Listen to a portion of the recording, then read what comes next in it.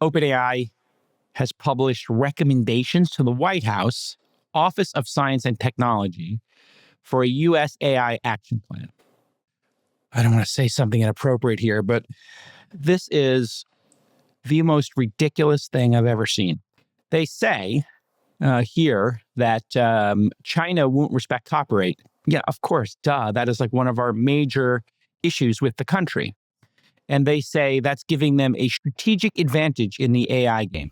The fact that the Chinese can and do steal American IP gives them an advantage. Yes, this is correct. Also, if you steal gold, if you steal, if you enslave people in your own country, this also gives you a strategic advantage. You can ask the Uyghurs working in slave labor concentration camps in China today, upwards of 1 million, according to sources. So yes, the Chinese do have some horrible things they do that give them an advantage. Maybe you could read for us what they are actually saying in their own words, they being the OpenAI team. Yes.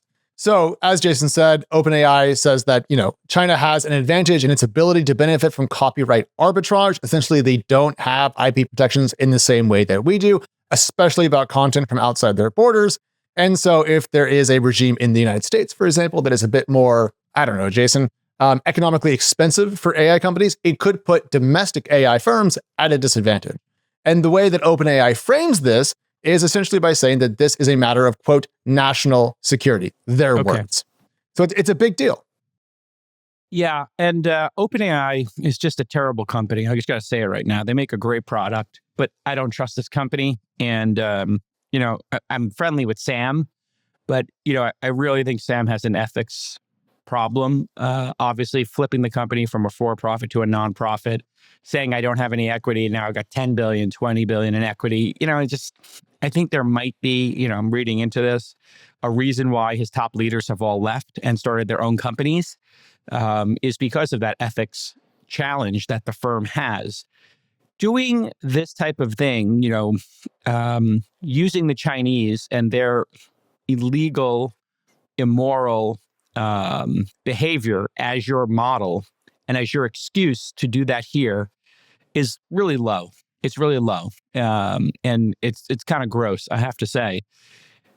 We don't set our morality at what a dictatorship halfway around the world does to their people. They're living in a police state. To IP, they're stealing from artists and innovators. Here's an idea.